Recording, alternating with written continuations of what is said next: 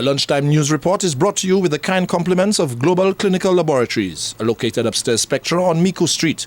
Global Clinical Laboratories, catering to all your laboratory testing needs. Telephone 451-6120, fax 451-6121, email clinical@candw.lc. Global Clinical Laboratories, service, expertise, experience, value.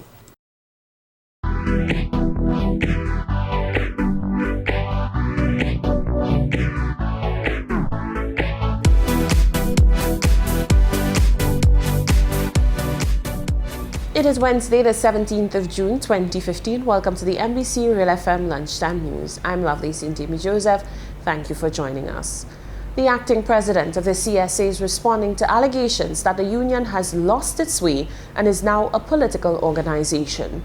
He says while the CSA is grappling with division within its ranks, it will be a better union after the dust has settled.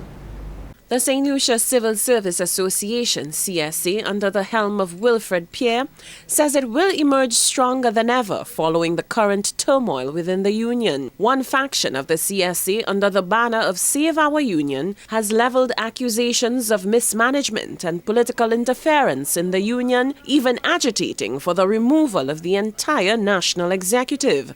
Acting President Wilfred Pierre says the division within the union at present is disheartening. Nonetheless, he is confident that the union will emerge stronger from its present turmoil. I look at it as being a healthy thing for us, you know. It's true that it could divide the union, but I think in the final analysis, when the dust is settled, the dust have to settle, you know. Once the dust is settled, you would see a better CSA, because I can tell you, it's only CSA you're hearing all over the place in the media. And while you're hearing CSA, we are promoting the things that we are doing so people can become aware, right, that things are happening at the CSA. Pierre says the union maintains its effectiveness and has successfully challenged the 5% wage cut proposed by the government. We have received a letter from government indicating the reinstatement, and that's a key word, you know, the reinstatement of the 5% downward adjustment on members' salaries that was in the 2014-2015 estimate. So now they're saying it has been reinstated in the 2015-2016 estimate of expenditure, revenue and expenditure. So we're very, very happy about that. The CSA acting president denied accusations that he is politically motivated, but Save Our Union argues that former President Mary Isaac had initially denied accusations of any political motives, but has since been announced as an opposition senator and a UWP candidate. Now I am being banded in that politics thing now, and people seem to know what party, they seem to know where I vote and what party that I align myself into, right? But I don't care about that. What we want as a union, and I've been in this thing from 11 years I've been in this union, I have never moved from it. When people have moved, I have been there. And 11 years straight, I have been there. I suspect I might be the longest serving vice president ever in the union, I suspect. Pierre maintains that the union continues to act in the best interest of its members and is not at all a political organization. The government of St. Lucia says it has and will continue to honor its obligations to the alleged victims associated with the Lamberts Academy investigation until court proceedings have come to an end. Chloe Dantes reports. According to press release by the Home Affairs Ministry, the earlier decision to return the students to their homeland, including those funded under the International Organization of Migration Assistance Program, was based on detailed discussions with the police regarding the list of witnesses. However, recent discussions with the Office of the Director of Public Prosecutions have resulted in a review of this decision, and all individuals will remain on island. The ministry says currently the individuals reside in establishments located in the north of the island.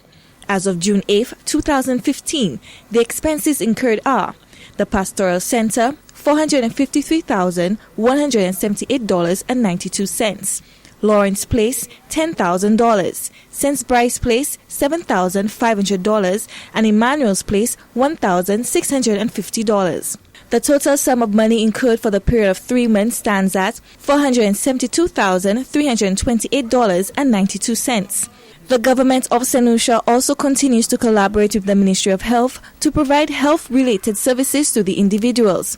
Support agencies were approached by the Ministry of Home Affairs and National Security in order to provide ancillary supplies such as toiletries. These entities have been very helpful. The Ministry of Home Affairs and National Security continues to work assiduously to assist in addressing issues that arise as this matter unfolds. The government of St. Lucia is of the view that this situation is being handled in a humane and compassionate manner, notwithstanding the island's own challenges at this time. Lambert's Academy, located in Grosile, was closed by police on February 27, 2015. Chloe Dantes, MBC News. Thank you very much, Chloe. Now we join Janelle Norville for today's Voices of the People. This year, I think it's a great idea. The election did need to come around. I don't think so. I am Janelle Norville. I think election also was to qualify. Welcome to MBC's Voices of the People. I am Janelle Norville. The Lambert's Academy scandal has been the talk of the country ever since it was revealed.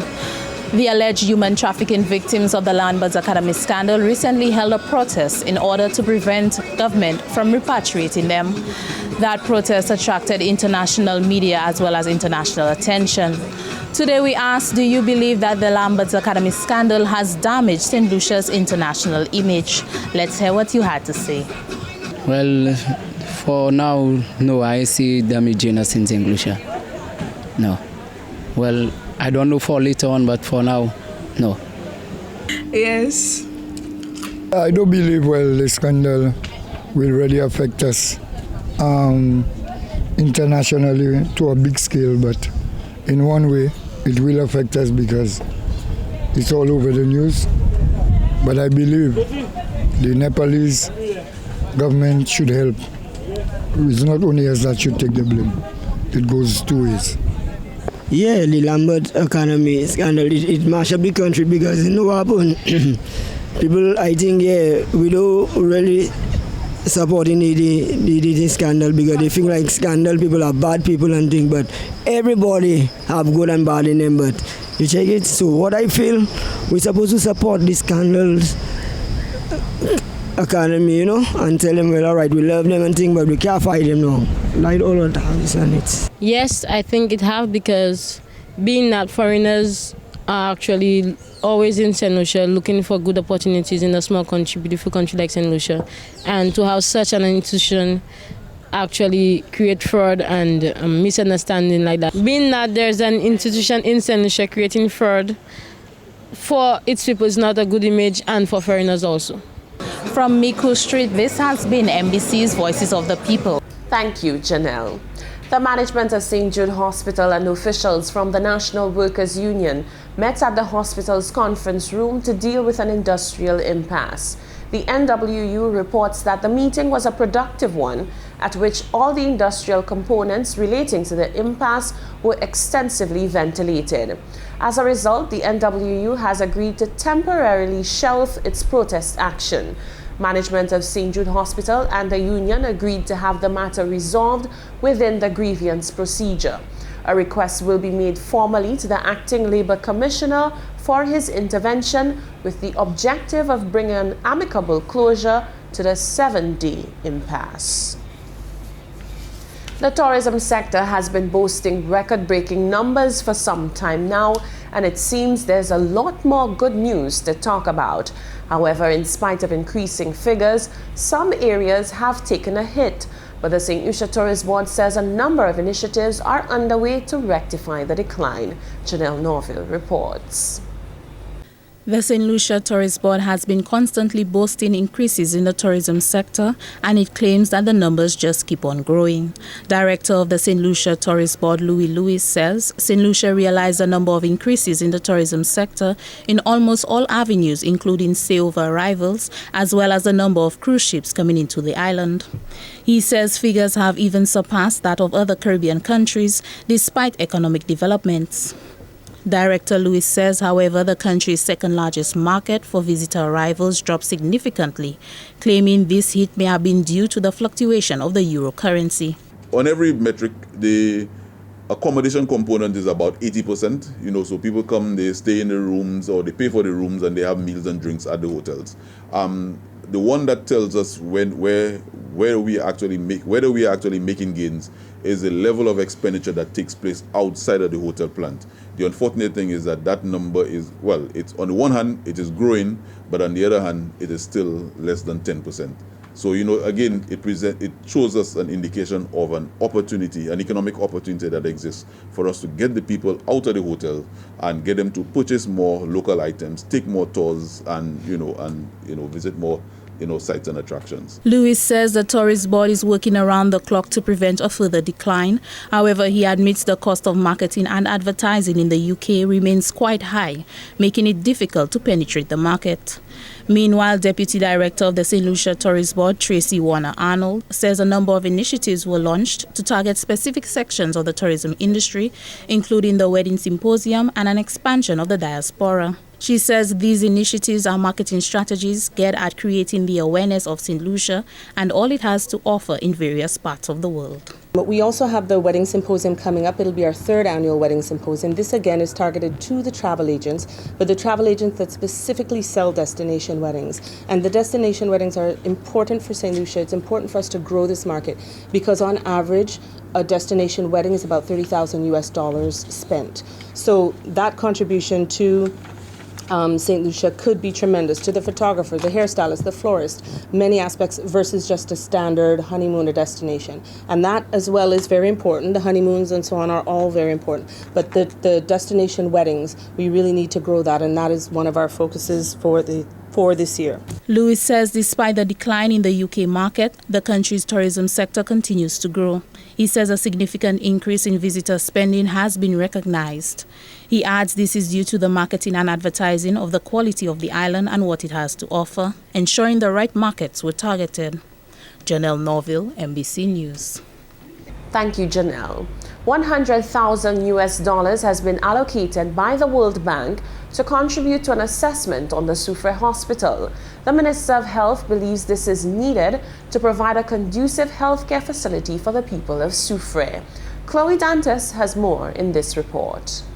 The Minister of Health, Alvina Reynolds, says the people of Soufrière deserve the best as they have suffered enough in terms of accessing healthcare in their community. She says residents within the community and its environs are long overdue for a new hospital, given the current issues which they face with the old existing structure. As a result, $100,000 has been allocated from the World Bank to contribute to the process of compiling an assessment on the Soufrière Hospital. This facility has served the people of Soufrière very well for quite some time. It's an old building. However, at this point, we see it necessary to find the support from the World Bank to conduct a vulnerability assessment to take into consideration the location of the hospital, the structure itself, the age of the building, and what it can withstand, seeing that now it is on the riverbank. Also, we have hurricanes, we have disasters. So what is the possibility? What going forward? What should happen? So US $100,000 have been allocated from the World Bank for that assessment to happen. We are in the process of procuring the consultant who will conduct this assessment, following which we will indicate to the residents of Soufrière, whether it's through the media or come down to have a meeting with them to indicate what the assessment revealed. The health minister says she's happy to report that plans are progressing well for the Soufrière Hospital. Last financial year, we did look at relocating, and we did relocate the accident and emergency department as well as the physiotherapy department.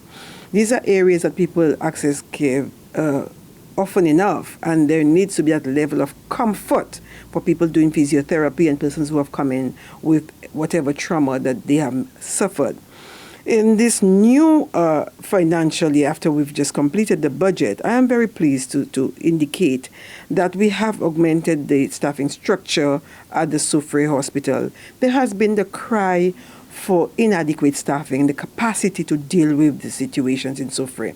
And so we have a position of a new district medical officer, an additional district medical officer, as well as a health nurse and a staff nurse.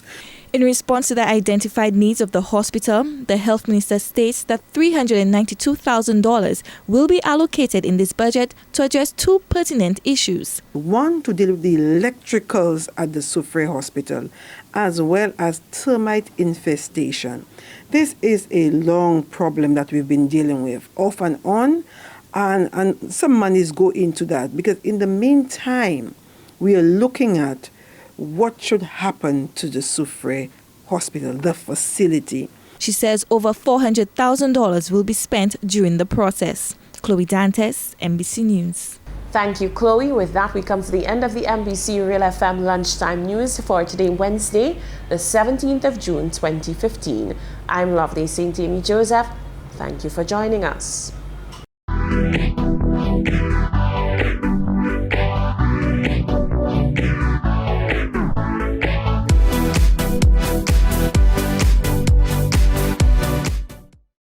The Lunchtime News Report was brought to you with the kind compliments of Global Clinical Laboratories, located upstairs Spectra on Miku Street.